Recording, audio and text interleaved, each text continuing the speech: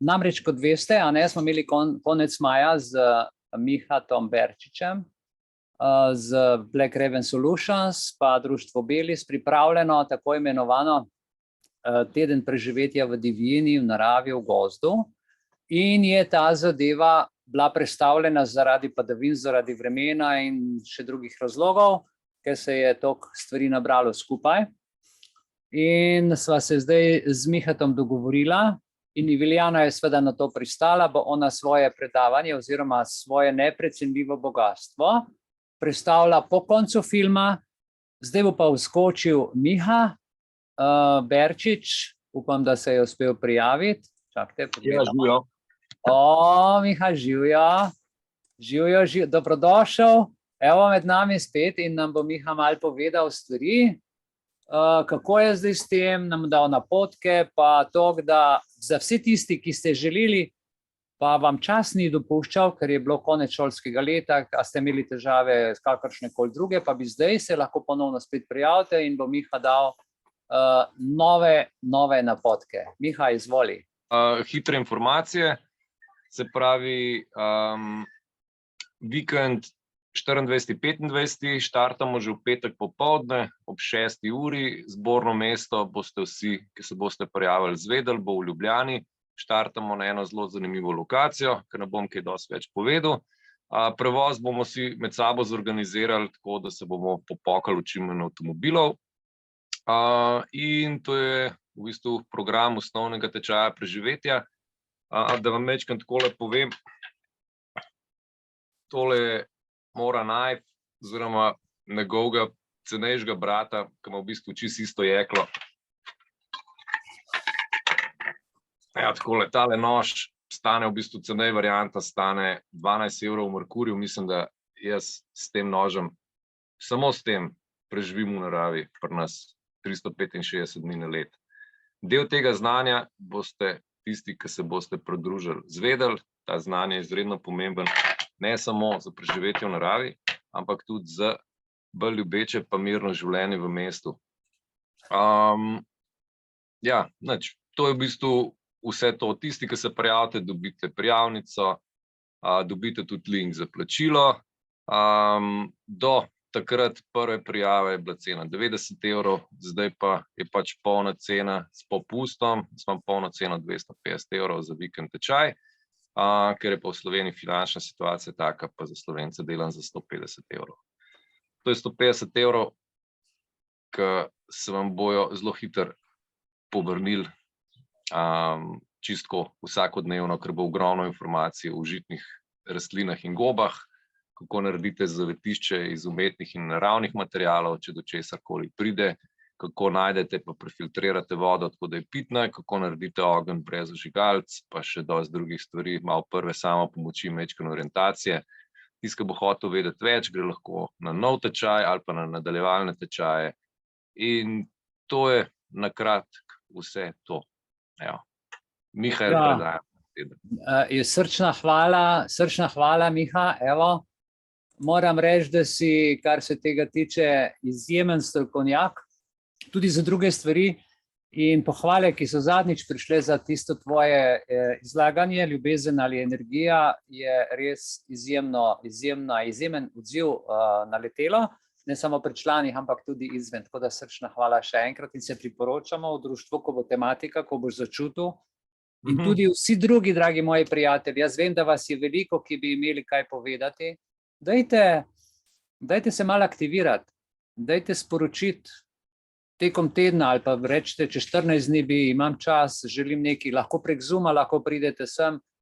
Čist smo odprti za te stvari in tudi za pobude, če bi kdo kakšno temo, tematiko želel, da se obravnava, naj pove.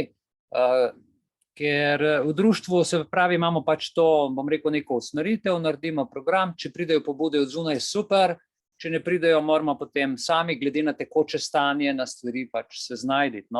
Tako, gledajte, zdaj se je dogajalo v Ljubljani, ste dobili, se je dogajalo tole, ljudski shod za svobodno Slovenijo. In jaz sem to spremljal, seveda prek videoposnetka, nisem se fizično tam udeležil in moram reči, da so bili govori res zelo poučni, zelo dobri.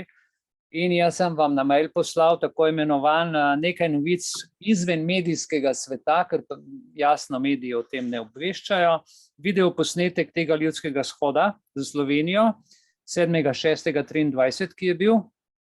Tako da vam priporočam, tukaj imate link, glejte, govorci so bili Srečko Šorli, Biser Kajlin, Tomaž Ogrin, Maja Zakotnik, Sanela Štadler, Darja Lovšin, Mirjan Kocijančič, Anton Komate, Smeralda Vidmar, Mateja Žlogar in na koncu so bili še 4 govorci, ki so se iz publike prijavili in vsak izmed teh govorov je bil vsebinsko bogat, dober in poučen, ne samo za zdaj, ampak tudi za naprej. Prvič zato, da osvežimo stvari, drugi so bili pa noter tudi napotki, ki imajo nove informacije. Tako da tukaj imate link do posnetka na portalu Rumble, kjer ga je dal gospod Dobrin, moj dolgoletni prijatelj, pri katerem sem prvi računalnik sploh kupil in še danes sodelujeva in človek se neizmerno angažira, snema, povsod je res dober. No, tako da to vam priporočam. Potem, se pravi, imate jutri je nedelja, tako da pol si lahko to pogledate, sporočila vseh teh ljudi. Izredno dobro, jaz sem to poslušal in super. Druga informacija, ki sem vam jo poslal, je, da sem vam dal tukaj noter link od Rumbla, kjer so vsi naši posnetki shranjeni.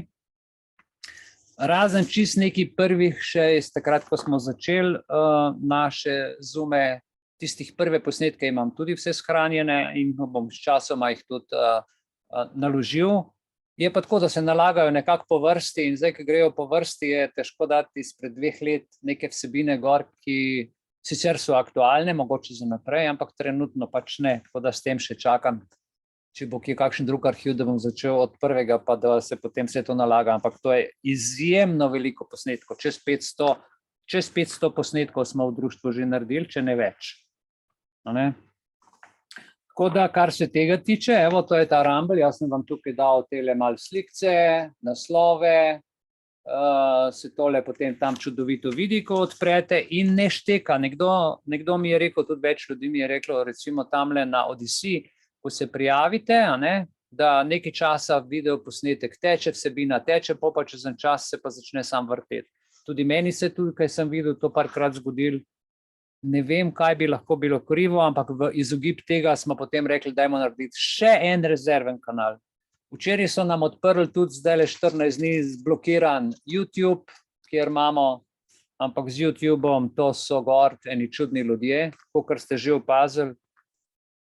Namreč WHO in YouTube aktivno sodelujejo in ni problem toliko ta mednarodni podpis pogodb, kakor je ta interni nadzor. Glejte, nas zdaj pritiskajo tako, na zunaj hočejo to pogodbo podpisati, ker hoče direktor WHO-ja imeti totalno besedo in si izmišljevati in uporabiti svojo vojsko, svoj ta IHR-5, International Health Regulation iz leta 2005, da bi postal svetovno v času epidemiji, pandemiji, ne vem česarkoli, človekove pravice ven so črtane. Zakaj? Preprosto zato, ker je v tem času se uveljavlja humanitarno pravo, kjer človekovih pravic pač ne pozna, ker je to vojna. Ja?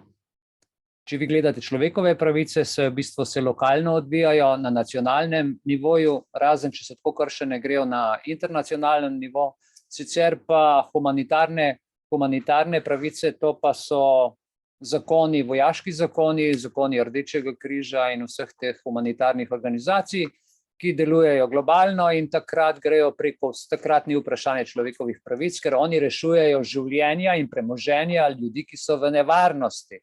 In ljudje, ki niso v nevarnosti in so moteč faktor, ali te ustreli, ali če se ne strinjaš, te odstrani, zapre, ali pa kako drugače naredijo. Tako da to je zelo nevarna reč, v kar se spuščajo te države, ali to namerno, naklepno, ne vem. Kar se pa Google tiče, Google je pa res v svojem delovanju neverjeten, ker zdaj se je čist na zdravstveno zadevo spustil in nam vsako aplikacijo, telefon, vsak senzor, vse zbirajo podatke. Ti podatki potem na željo zdravnika jih Google posreduje zdravniku, jih posreduje državi, jih posreduje policiji in naša zasebnost adijo. Ker je telefon tako narejen, da ne moreš več se niti skriti. Tudi če zdaj GPS izključiš, imajo zdaj VPS, tako imenovan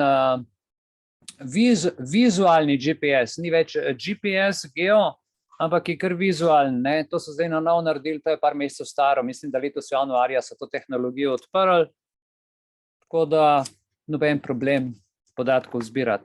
Toliko bi jaz zdaj povedal o tem.